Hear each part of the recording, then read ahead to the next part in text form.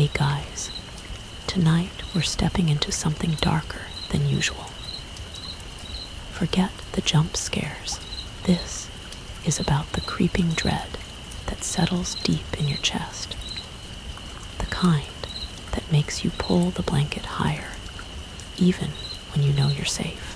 Settle in and listen as the rain whispers against your window. The power hums low in the walls, and the world outside feels just a little too distant. It's a perfect night for a chilling story about isolation and things that shouldn't exist beneath the concrete. Don't worry, though, if you hear knocking behind you right now. It's probably just the building settling, or maybe a playful spirit looking for a snack. You know how it is, so before you settle in, take a second to like the video and subscribe, but only if you're brave enough to handle what's coming. Let me know in the comments where you're listening from and what time it is there. I love seeing how far these whispers travel. Now, turn off the lights, maybe keep one candle burning, and let's begin tonight's haunting together. The darkness is absolute the moment you step off the last rung of the ladder. You are in Dust Creek, a place that feels older than your 30-odd years, though you are young enough that the town's teenagers look right through you, their faces mirroring the dusty apathy of the landscape. You still go to the cinema on Friday nights, alone, sitting in the second row from the back, seat 6. The popcorn is gone, but the flat, sugary taste of the Coke in your hand is a small, familiar comfort. You work for the town's sanitation department, maintaining the labyrinth of pipes and tunnels. The job is dirty, honest, and below the surface, which is exactly where you feel you belong. They still call you Greenie, even after 5 years. In Dust Creek, titles stick. If you are new, you are always new. If you are the sewer guy, that is what you stay. This town remembers everything, holding onto history like a rusted tractor left in a field, a sign of the past you left behind. Your family grew corn, golden fields under huge blue skies. That was before the dry years came, creeping in one season at a time, turning gold into dust thicker than any memory you had. When the fields failed, people sold off their land cheap and scattered. That's when the orchard company arrived. Big promises, bigger trucks, and a story about economic rebirth and clean energy. They set up their monolithic factory on the hill above what used to be Lake Florence. That lake was your childhood, filled with fishing, swimming, and summer firecrackers. Now, it's a fenced-off expanse of water that looks wrong. No one mentions the fish. No one mentions the color. They just tell you it's runoff. It's better not to ask. The orchard company poured money into a goodwill project, replacing the old system with new infrastructure, but it was rushed with cheap parts and quick labor, and now it breaks constantly. That's why you have a job. You are the first in your family to not work the land. You live alone in a small trailer near a dried-up pecan grove that's mostly sticks now. You have a dog named Marble, a scrappy terrier mix, fiercely loyal, who sleeps next to your boots. You drive a battered old red truck, a '99 Ranger, into town every morning. You check the calls, routine blockages, broken valves, rats chewing the lines. Down here, in the cold, quiet tunnels, the work is simple and predictable. Sometimes, you even like it. It's the only place where the town's judging eyes don't follow you, but even the predictability is starting to feel hollow. The company's laminated maps, which promised modern, high-efficiency lines, don't match what you find. Tunnels go too far, dead ends suddenly open up.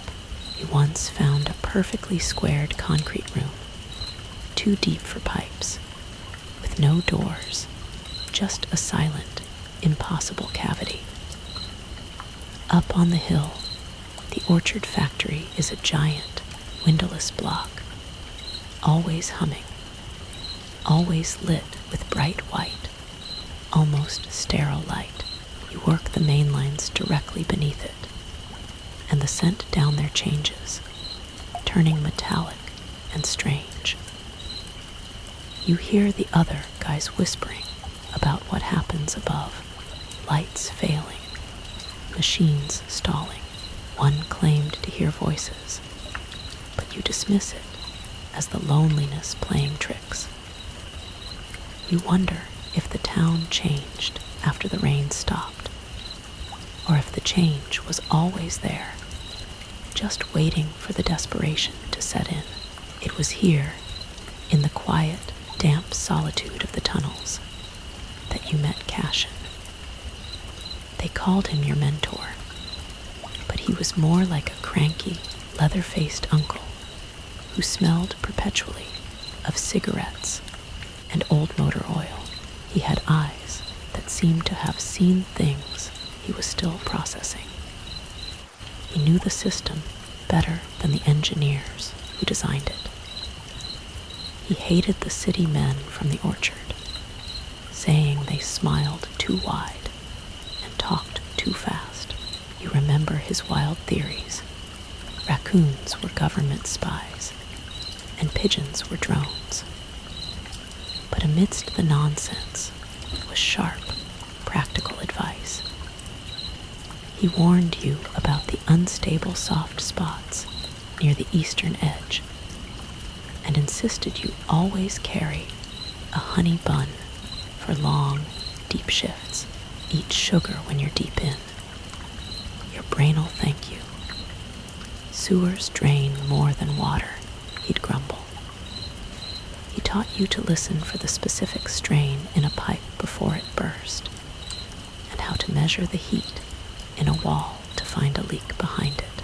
It's an odd fact of human psychology that familiar, eccentric paranoia is often more comforting than silence in times of stress.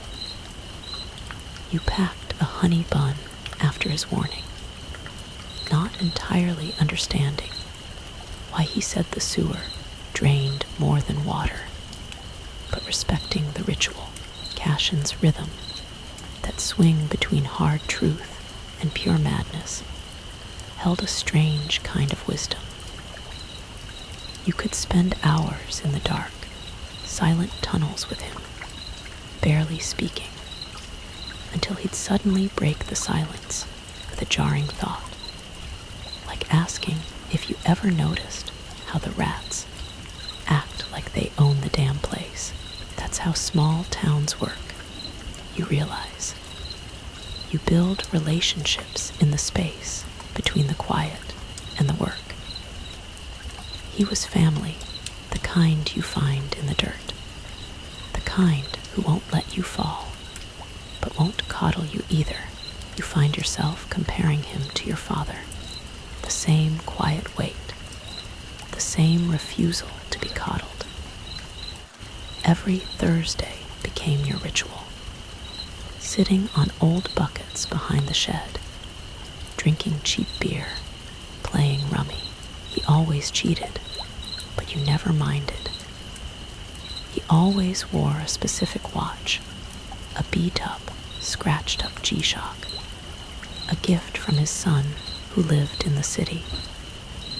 When you asked if he'd ever gamble it, he'd said, "Wouldn't ever part with it, not unless it got pried off my bones." Researchers still argue whether the concept of a talisman of protection, an object imbued with emotional significance, genuinely wards off misfortune. But for Cashin, that watch was clearly his anchor. You remember asking him why the orchard company was called that, when they clearly didn't sell anything remotely fruity. He just shook his head. "Something secret, something quiet," he said. Then, the inevitable follow-up. That's when the raccoons show up. Government spies, I told you. They're downloading data through their whiskers. You just smiled and let him ramble. This comforting absurdity, this grounding, strange presence, is exactly what you are about to lose.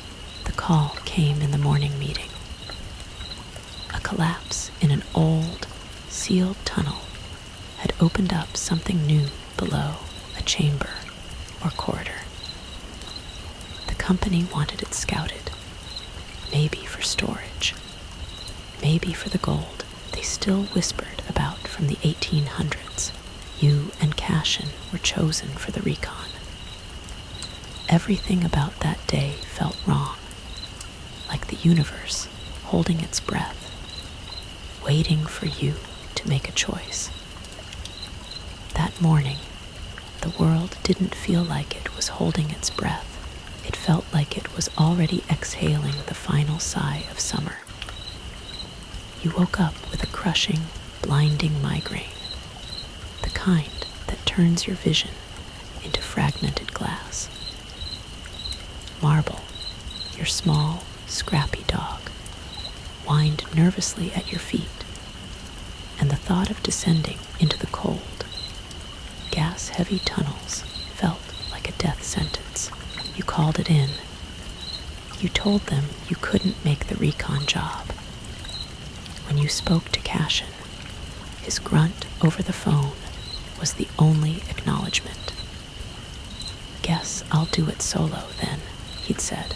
You offered to cover his next weekend shift, a sincere apology. He'd shrugged the offer off with a typical, grounded demand. "Bring beer Thursday, and we'll call it even." That's how it ends, that promise of cheap beer and cheating at cards on a Thursday afternoon is the last thing you ever share. Cashin didn't come back that day. At first, you tell yourself the easy, predictable things. Maybe he took the long route back to the surface. Maybe his radio finally died and he was hiking out, annoyed but fine. It's a strange phenomenon, wishful thinking in the face of the unknown. You cling to the most benign possibilities because the alternative is too sharp. But by sundown, the reality starts to settle in, cold and heavy like standing water in a pipe. The company finally sends a team down. 2 nervous maintenance guys from another shift, and one of the orchard safety officers, a man in a crisp shirt who clearly didn't belong underground. They went down with flashlights, ropes, and the flawed laminated maps. They stayed down for hours, and when they returned, their faces were pale and empty. Their report was chillingly brief. They found nothing. No tools, no sign of a collapse, no footprints leading anywhere, no Cashin. That's when the second wave of panic hit, and it wasn't about loss. It was corporate dread. The higher-ups weren't worried about a man. They were worried about the optics. maintenance worker lost in tunnel collapse was a headline that could spoil their clean, modern image. You feel the instant shift in language. They talked about the incident instead of the disappearance.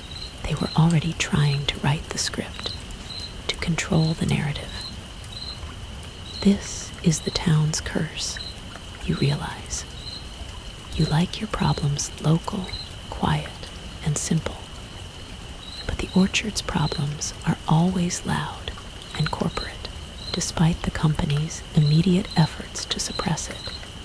The story spreads like a brush fire. Dry Creek doesn't have secrets. It just has whispers. People talk about it in the pews, pass notes at the diner. Some say Cashin found something he wasn't supposed to. Something about those quiet tunnels that the company was using, or digging, or hiding. Others simply called it a tragedy, but you can tell by the way people look at the hill, at the gleaming, silent factory, that no one believes the official story. They rule it an accident, a shifting ground, a fatal trap. No body recovered, they declare. And suddenly, the official explanation is the most unbelievable part of the whole tragedy. The funeral is quick, almost rushed. A borrowed chapel, one of his old, frayed uniforms laid out where the casket should be, and a framed picture of a much younger, happier Cashin on a workbench. It's here that you finally meet his son, the one who moved to the city, the one with the big tech job in Atlanta. He looks uncomfortable in his tight suit, his hands fidgeting. He's a stranger in his own hometown. You stand outside afterward, sharing burnt, watery coffee from the church kitchen, neither of you truly tasting it. He ever talk about me? The son asks, staring at the gravel. You tell him the truth, a small comfort in the overwhelming corporate lie. Every Thursday, you say. He smiles, a tight, small gesture meant to keep the tears from falling. You don't say much more. He shakes your hand, a final, thin connection to the man you both lost, and drives away in a rented car, leaving you standing in the dust. The next morning, you can't sleep. Sleep paralysis, you recall, is a phenomenon where the mind wakes up faster than the body, often accompanied by terrifying hallucinations. A trick of the mind, trying to process fear in the dark, the memory of Cashin's quiet logic, and his even more unsettling paranoia won't leave you. He was too smart, too careful. He wouldn't vanish into thin air. If something happened, it was because something else was down there, and the orchard was actively covering it up. By noon, you are driving out to the site. The shaft entrance is blocked by a thin line of faded caution tape strung between two plastic traffic cones. That's the extent of the orchard's security, a fragile, ironic warning sign, and the assumption that no one in Dry Creek would dare to pry. You stand at the edge, your boots scuffing the dirt, looking into the dark, silent yawn beneath the surface. You squint, not expecting to see anything, but the angle of the light, the way the sun catches the debris on the lower slope, draws your eye to an odd shape. You step down before the practical, fearful part of your brain can stop you. The loose rock shifts under your boot, and you catch yourself hard against the rough concrete wall. The smell hits you damp, sour, and something else, something decaying in the stale air. You descend, sliding down the slope, driven by a terrible curiosity. Halfway down, the shape resolves itself. It's a hand. It juts out from under a chunk of shattered concrete and twisted metal. The skin is gray, the nails packed with dirt. But your eyes focus immediately on the wrist. A G-Shock watch, scratched, worn, and ticking, the same one you saw 100 times playing rummy.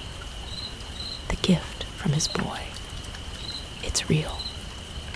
The second hand is still moving, slow and steady, marking time for a man who has no use for it anymore. You reach down, and with a horrible, low crunch of bone and debris, you pry it loose. You don't look at the face, can't look. You just shove the watch into your jacket pocket, climb back up, kicking dust and debris, and gasp for the clean, dry air of the surface.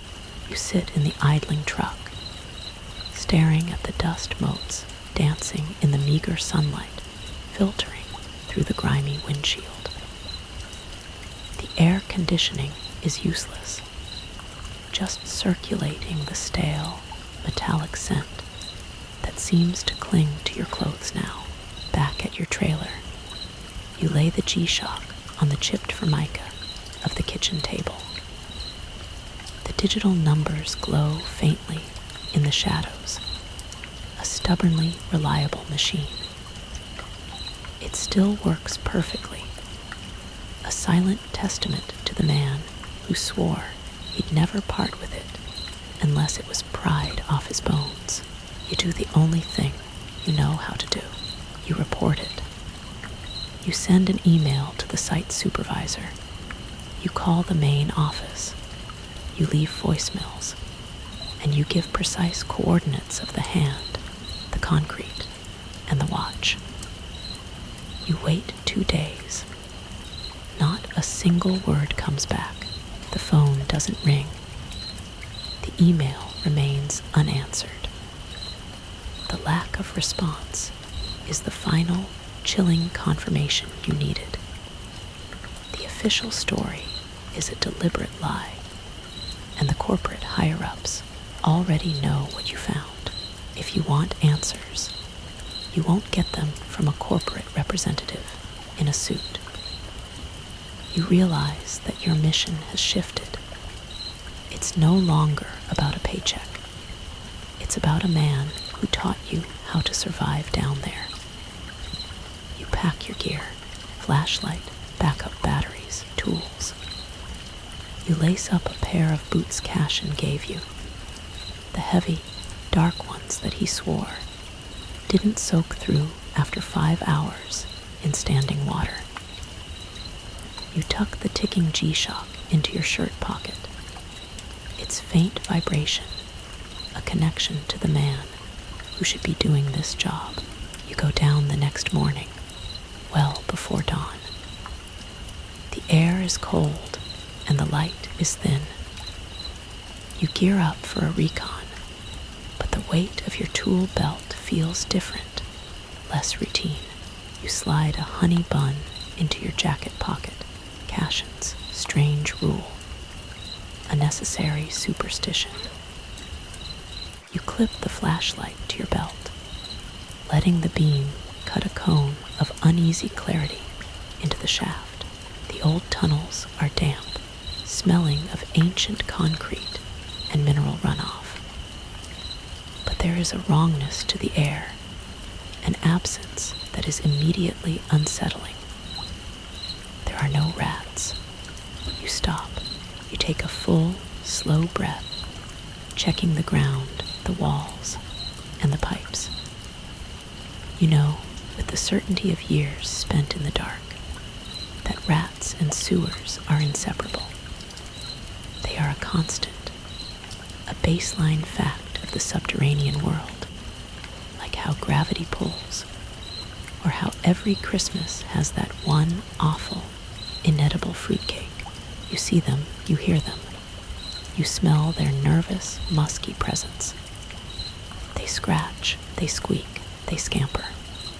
For 5 years, you have never had a shift where you didn't encounter at least one. But here, silence. Complete, profound, echoing quiet. No squeak, no scurry. Just empty, water-stained pipes and still puddles that reflect your jittering flashlight beam. The silence is the first real sign of danger. In the absence of a known threat, a greater one must be present. You keep walking, your breath loud in the silence. The light ahead of you feels weak, inadequate. Your hands grip the flashlight tighter. After a full hour of walking, pushing deeper toward the coordinates where Cashin was last headed, you find them, bones. They aren't piled up like a clean kill. They are scattered, like a trail of terrifying breadcrumbs dropped by something that couldn't be bothered to finish its meal. They are fresh, too startlingly white, devoid of rot or the marks of chewing. You crouch down, holding the light steady. It's a rat's skull, clean-cut and sharp-edged. Next, a skunk, its stripes still visible on the thin, stretched skin that hasn't decayed yet. Then a raccoon, its small, clever hands curled as if it died reaching for something that wasn't there. You stand slowly, backing away. You're not a naturalist, but you've seen enough farm decay and roadkill to know how the process should work. These weren't decomposing. They had been stripped. You immediately dismiss the simplest explanation. Gators or large predators don't leave bones like this. They tear, roll, or swallow whole, leaving behind a mess. These were picked apart with precision, left unnaturally clean, as if by fingers. And the water level here is too low, the pipe too narrow for anything large to dwell for long.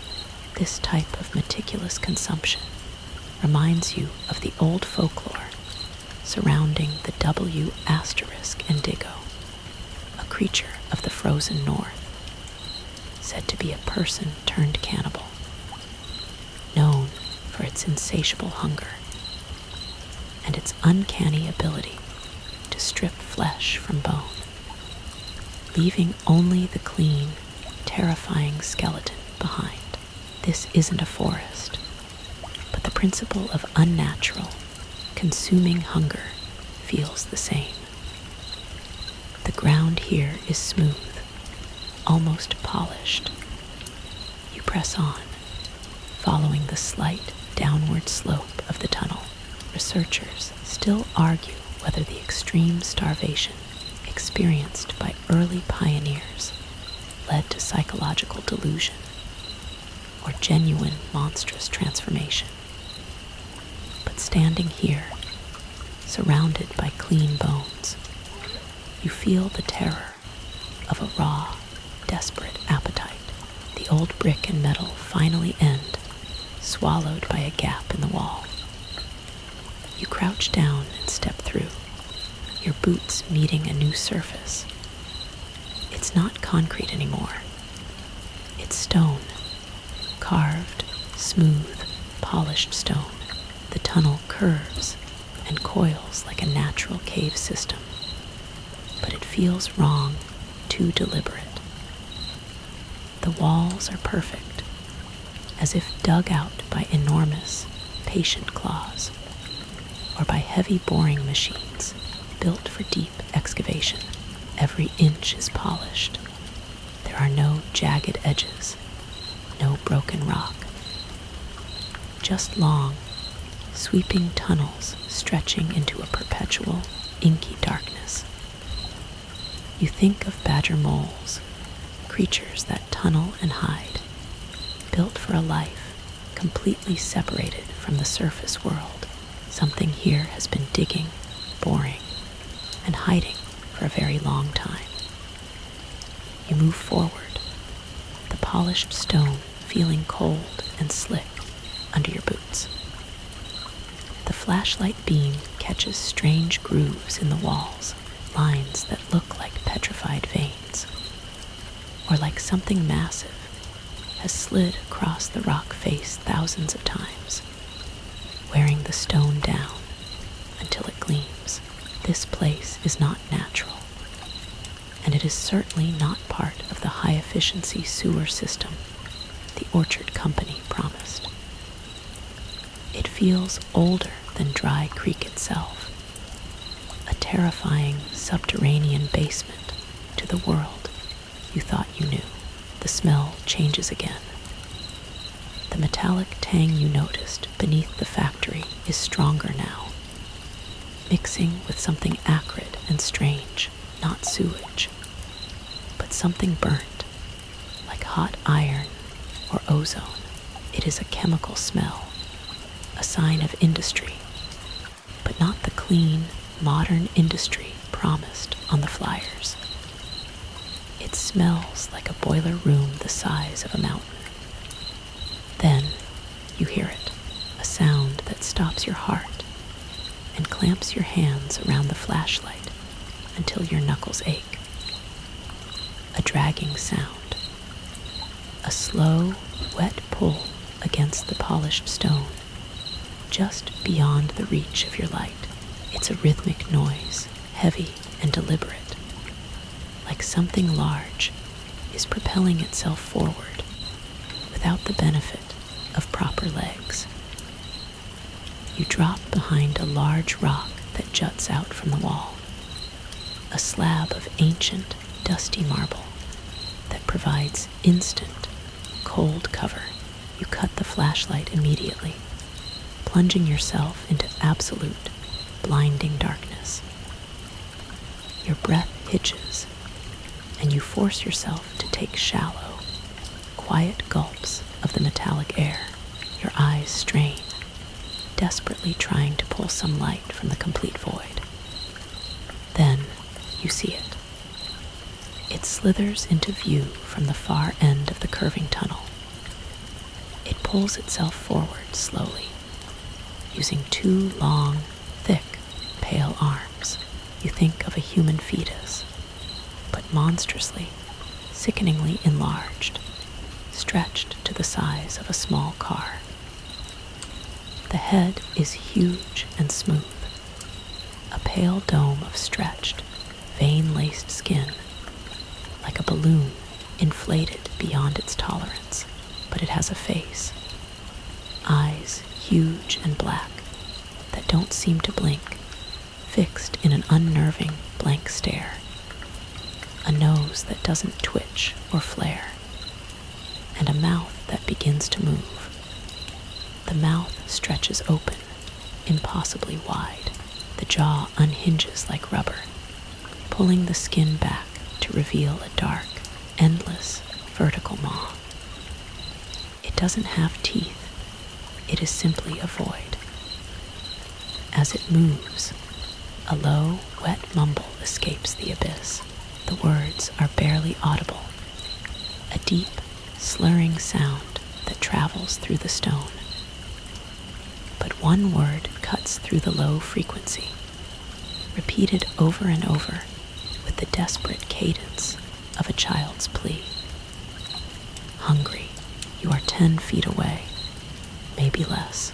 The creature is just around the bend, hauling its massive, pale body forward.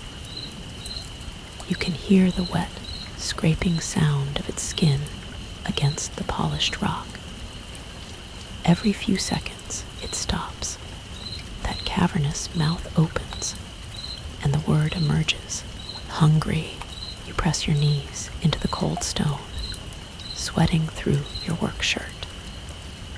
Your muscles seize from holding still, your back aching with the effort to remain rigid. Every logical instinct screams for you to run. You know the tunnel layout you followed so far. You could leave now, quietly and carefully, scramble back through the cracked wall, and climb the shaft. You could tell the company the collapse was total, that you smelled strange gas, and turned back. It would be easy. It would be safe. But the thought won't settle. You can't picture yourself sitting on your trailer steps later, drinking a beer, watching the bright, sterile lights of the orchard factory on the hill, and pretending this never happened. You can't imagine feeding marble while knowing Cashin, your cranky, loyal mentor, became a hand with a watch ticking out of a pile of rocks. Because you called out sick in his life, Cashin embodied the truth behind the folklore of the grave watchman, the loyal sentinel of a forgotten place. He was the protector of the lines. You realize this town, Dust Creek, operates on a few simple, quiet rules. You fix what's broken. You help your neighbors. And you never, ever turn your back when you see something fundamentally wrong. Cashin wouldn't have. He taught you how to move through the dark, how to measure the depth of a tunnel by the echo. He didn't deserve to become part of the dark, stripped feast. Your fingers reach into your jacket.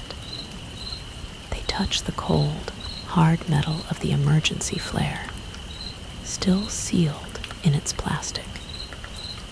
You pull it into your palm, gripping it tight. This simple action brings back a forgotten memory, a piece of Cashin's offhand wisdom. You remember sitting behind the maintenance shed with him, nursing warm beer. He had pointed toward the factory hill and started talking about the tunnels. There's gas pockets in the old lines, Ethan. Low areas. They'll never tell you where, but you'll smell them. You smell something sharp. Don't light a cigarette. And if something ever goes wrong, well, he'd paused, taking a long pull from his bottle. Just remember they built this place to burn, if it had to. It's an eerie, odd fact that the body stores fear, not just in memory, but in physical sensations, a concept known as somatic recall. Right now, your body remembers the sharp, dry smell of gas you passed 20 minutes ago, near a cracked, unsealed pipe in a collapsed section of old metal.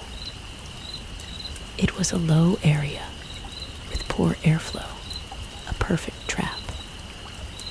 The gas is still there. Researchers still argue whether the phenomenon of olfactory memory, the smell triggering a specific, critical memory, is a primal survival mechanism or merely associative learning. For you, it is a clear, critical plan. You shift your weight, standing up slowly behind the protective rock. The creature is farther down the tunnel now, still mumbling its single, terrible word. It hasn't seen you. It relies on sound, on the echo of the empty pipes. You move. You walk fast but quietly, steps even, retracing your path. You don't turn around. The cracked pipe is still leaking. The smell is stronger now, acrid, wrong. The air feels heavy, saturated. You crouch beside the old, corroded pipe, and using the leverage of your wrench, you twist the valve one final, desperate time.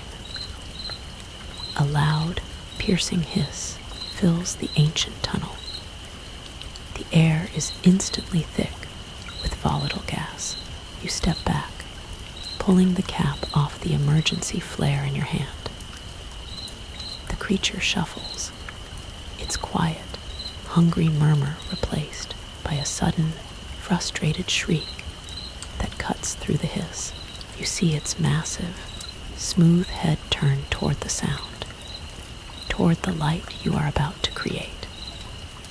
And you know, with absolute certainty, that this is the last thing you will ever do. The final moments are not a slow-motion cinematic horror, but a flash of heat and an immediate, crushing pressure. You don't see the flare ignite. You only register the sudden, white-hot burst of light, the instant ignition of the trapped, heavy gas, and the resulting concussive shockwave that hits you like a freight train. The sound is deafening, a monstrous crack that echoes through the stone caverns, followed immediately by the tearing, groaning collapse of the older tunnel section. Then, the darkness is complete, total, and silent. You remember fire, then rock, then black. When they find you, you are face down in a drainage pool several miles north of town. Near one of the older pump stations, someone saw something bobbing near the grate your burnt, shredded work shirt and called it in. At first, they assume you are dead. Your skin is scrubbed raw from the impact and the water. Your face is caked in ash, and your ribs are taped tight beneath your half-destroyed gear.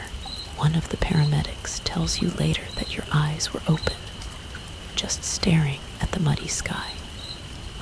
You don't remember that. You just remember the fire, the black, and then the long, slow return to pain.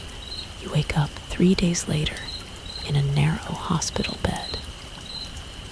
The fluorescent lights hum above you, an annoying antiseptic replacement for the perpetual dark.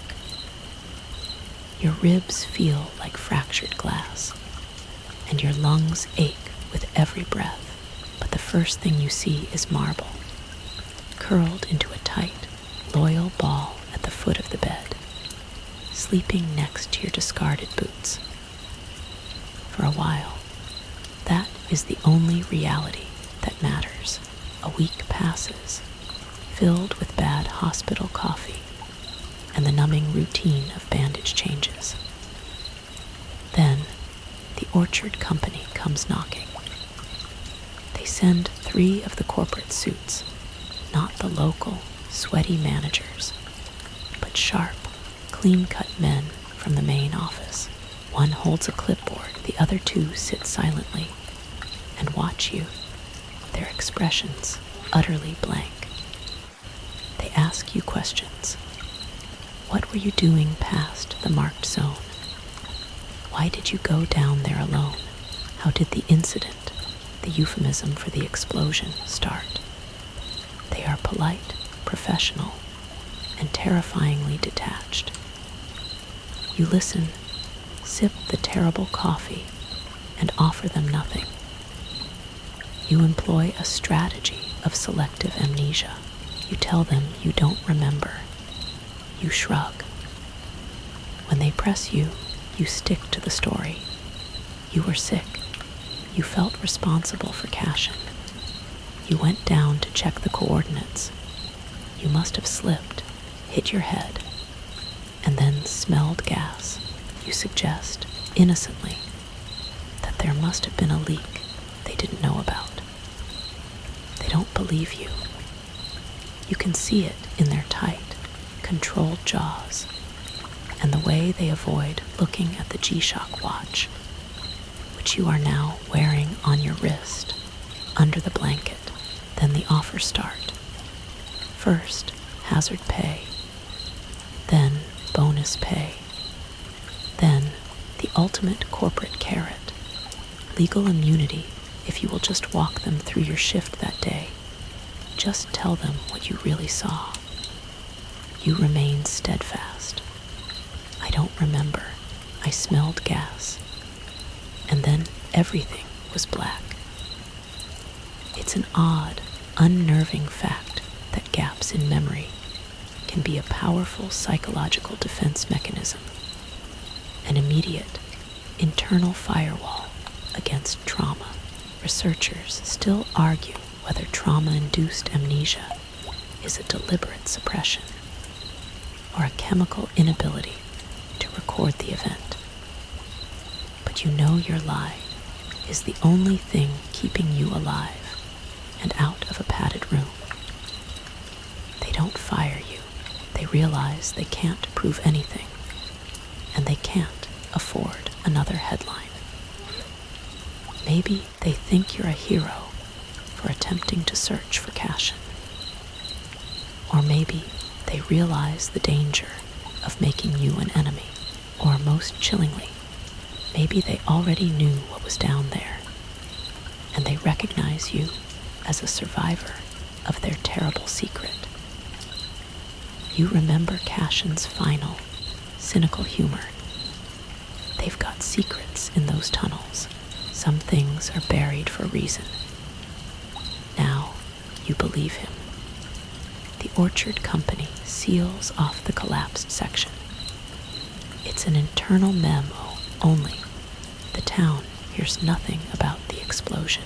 They replace the access door with a thick steel plate and a fresh, heavy padlock.